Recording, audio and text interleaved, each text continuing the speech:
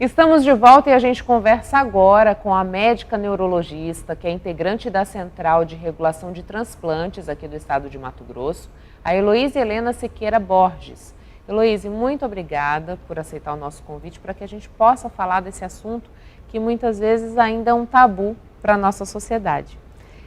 Quando a gente pensa em transplante de órgãos, queria que você dissesse, para quem está nos assistindo agora, quantas pessoas, uma única pessoa doadora, tem capacidade de auxiliar?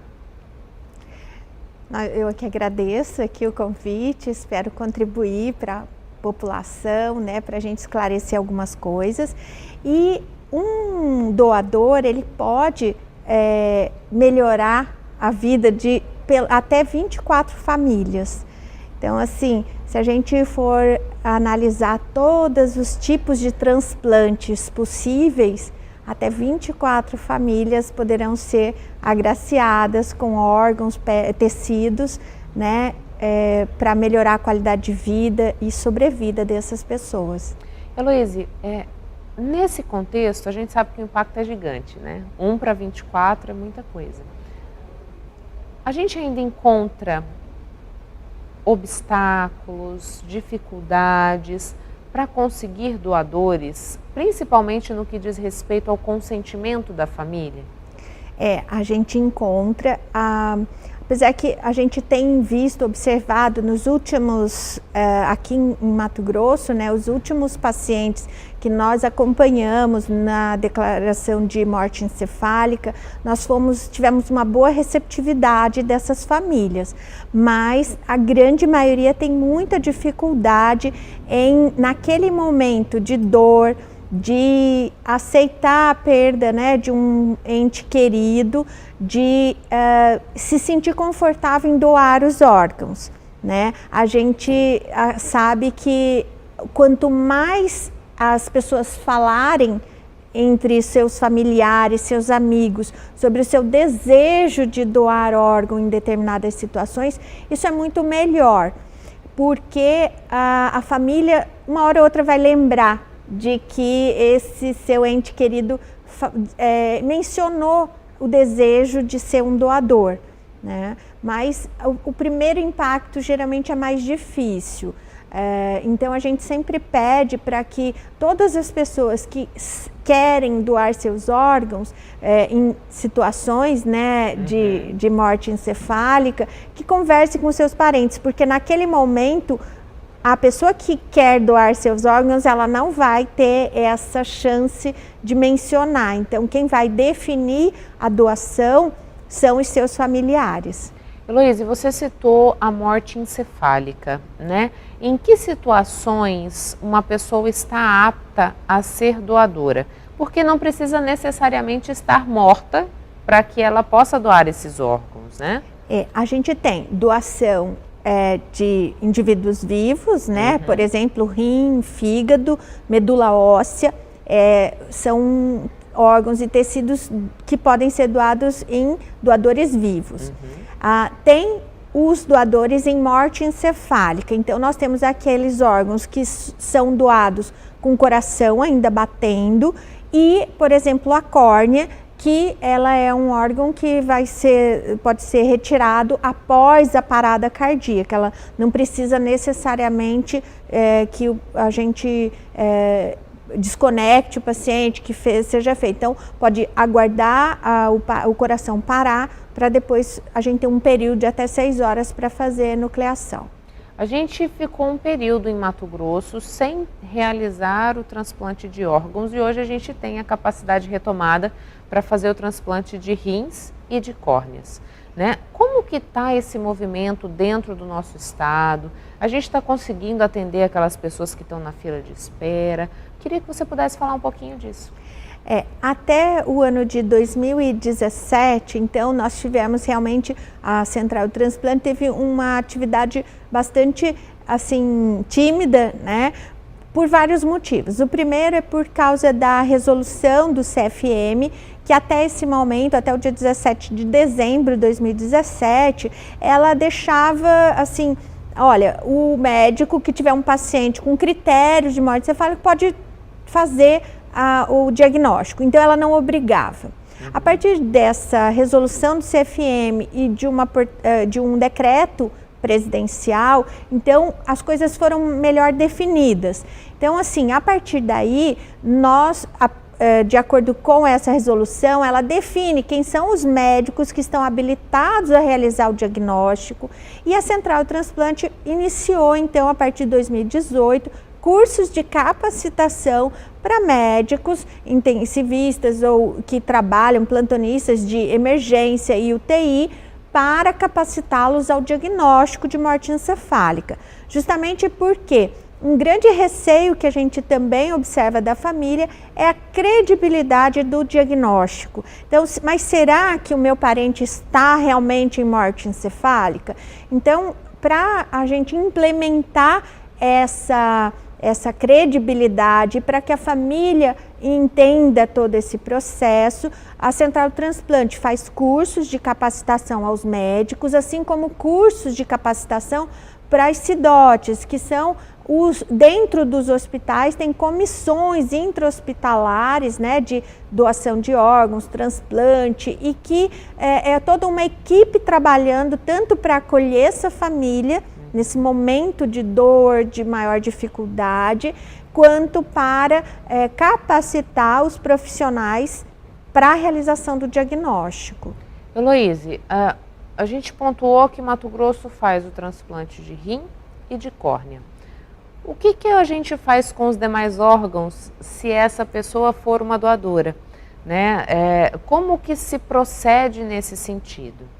Isso, nós acionamos a Central Nacional de Transplante, que envia uma equipe para retirada de órgãos, mas antes mesmo dessa retirada dos órgãos, a gente faz toda uma testagem para ver a compatibilidade, a gente chama de histocompatibilidade entre o doador e todas as pessoas do Brasil inteiro que estão em lista de transplante. Rim, fígado, coração, pulmão e assim por diante.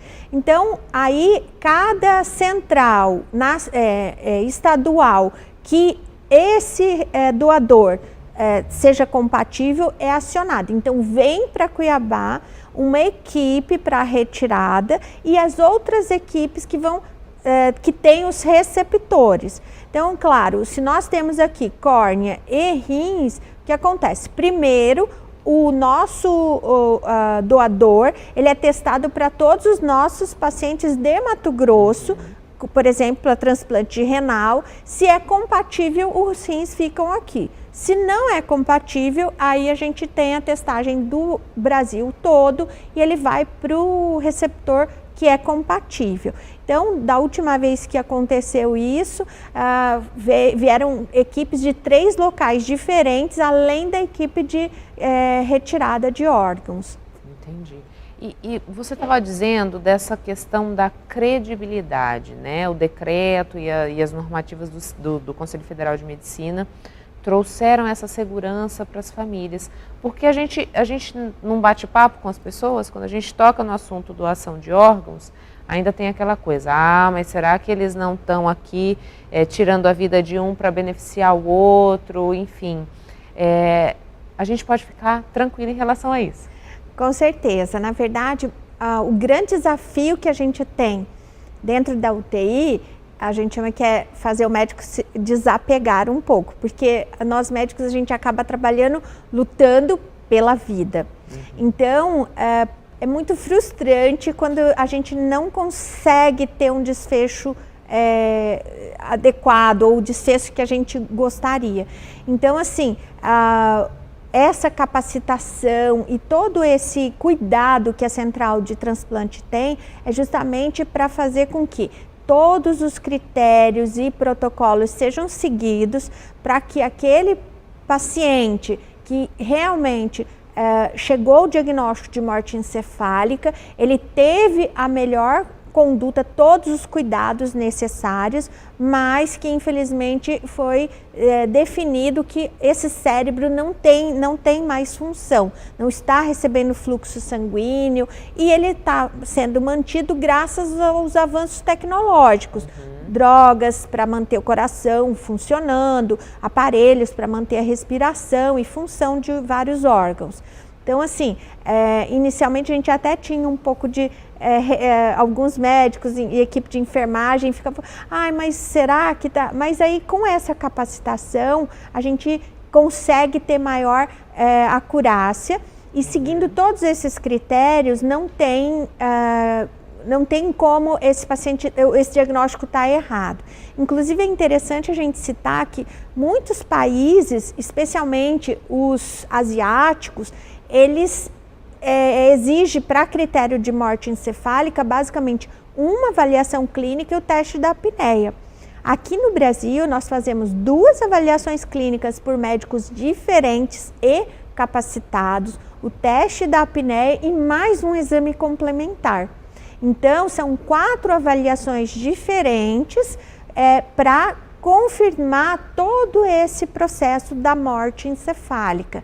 E aí a gente definir que esse indivíduo, ele tem condições de ser um doador, aí a gente vai fazer uma manutenção dos órgãos para a doação ou da gente proceder, em vários casos, à desconexão.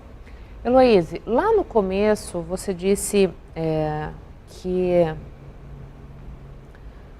é interessante que as pessoas, quando têm a intenção de ser doadoras, que elas conversem com as famílias de maneira intensa para que isso fique vívido na memória daqueles que ficam, né?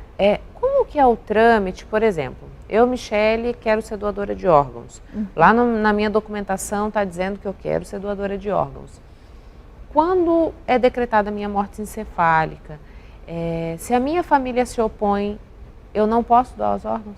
Não pode, porque no Brasil a gente já teve um período onde o fato de eu colocar no meu documento que eu sou doadora de órgãos era suficiente, mas gerou muita insegurança e muita confusão e atualmente a doação ela é consentida. Então a gente tem vários avanços em relação ao consentimento, porque um problema que a gente tinha eram, por exemplo, casais em união estáveis, né, mas sem documentação efetiva.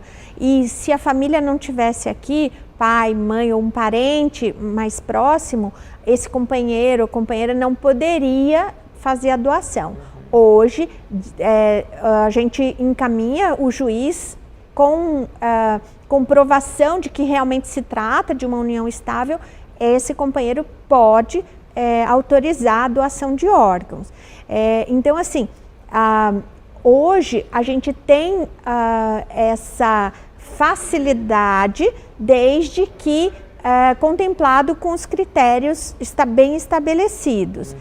E a partir do momento em que a gente conversa com os nossos familiares esse desejo de ser doador nessas condições, num primeiro momento essa família vai sofrer, às vezes ele vai até falar, olha, agora não é o momento, eu não quero pensar nisso agora, mas ele vai começar a lembrar dos bons momentos, lembrar de toda a felicidade que essa pessoa trouxe para essa família e lembrar também, começar a pensar que talvez essa pessoa possa levar tanta felicidade, paz, tranquilidade para outras famílias, né, que vão receber esses órgãos, que vão deixar de depender de máquinas para diálise, por exemplo, né?